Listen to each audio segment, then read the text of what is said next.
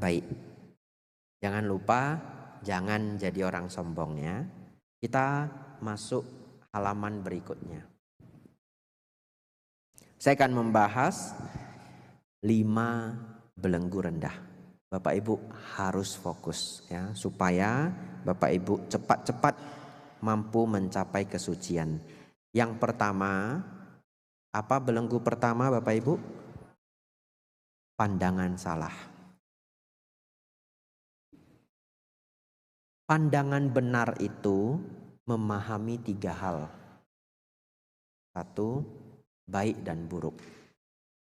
2, hukum kama wipaka. 3, 4 kebenaran mulia.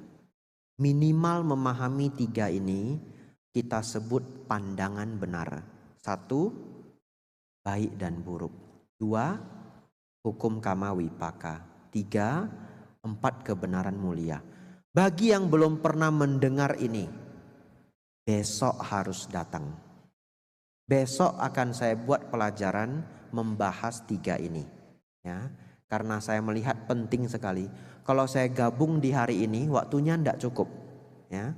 Jadi saya akan ambil waktu besok untuk membahas ini. Bapak Ibu Saudara, kenapa seseorang harus memiliki pandangan benar?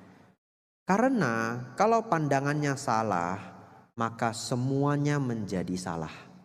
Ya, ucapan salah, perbuatan salah, penghidupan salah. Kemarin saya membahas ajaran sesat di Jepang ya. Hari ini saya ceritakan agak mendetail. Ini adalah contoh kalau kita masuk ke pandangan salah, maka semua hidup kita bisa menjadi kacau. Bapak Ibu Saudara, dulu ya, 20-an tahun, 30-an tahun yang lalu muncul sebuah aliran sesat di Jepang, tapi di Jepang awalnya tidak dianggap sesat sama sekali. Namanya adalah Om Shinrikyo. Bapak Ibu boleh catat, nanti penasaran pulang cari informasinya lengkap ada di internet ya. Bapak Ibu Saudara, Om Shinrikyo ini ada nabinya, ada pengajarnya. Nabinya ini mengajarkan ajaran yang sebenarnya dia ciptakan sendiri. Dia campur-campur dari agama-agama besar dunia. Dia ambil ajaran Hindu, ajaran Buddha, ajaran Kristen, dia campur-campur. Kemudian dia buat ajarannya sendiri. Sangat luar biasanya adalah, Bapak Ibu tahu ajaran ini berkembang seberapa besar? Ajaran ini berkembang sampai ada 40.000 umat. Bapak Ibu mau tahu 40.000 umat seberapa banyak? 2, 4, 6, 8. 2, 4, 6, 7. 8 kali 7, 5, 6. Ini satu ini grup ini yang masih absen 30%. 50 orang. Ibu-ibu kali 2, 100. Sebanyak ini cuma 150. Bisa bayangkan 40.000? Itu banyak sekali. Dan ajaran dia menyebar sampai Rusia ya. Bapak Ibu Saudara, lalu setelah ajaran dia menjadi besar, dia mulai menjadi serakah. Karena dananya sudah triliunan, dia sudah sangat kaya raya. Dia berpikir ingin jadi presiden di Jepang. Lalu dia ternyata gagal. Setelah gagal terpilih jadi presiden, dia tidak puas.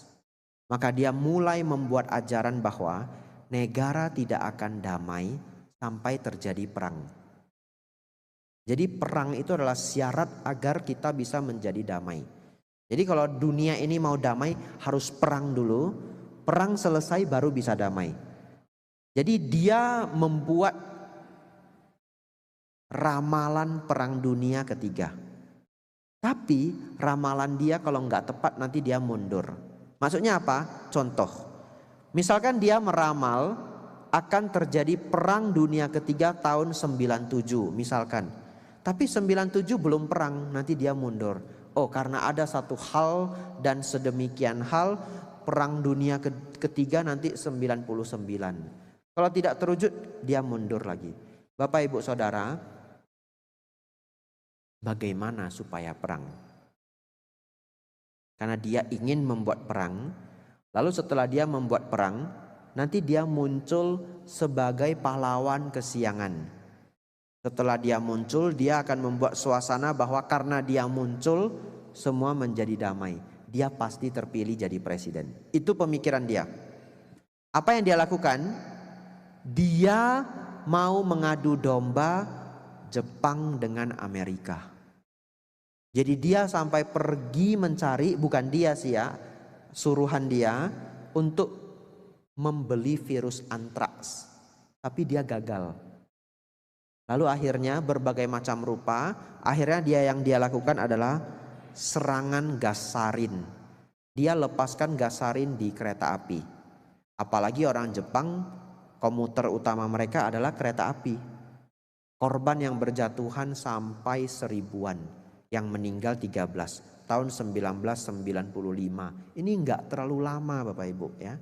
Hanya mungkin 1995 internet belum berjaya, jadi tidak banyak orang Medan yang tahu.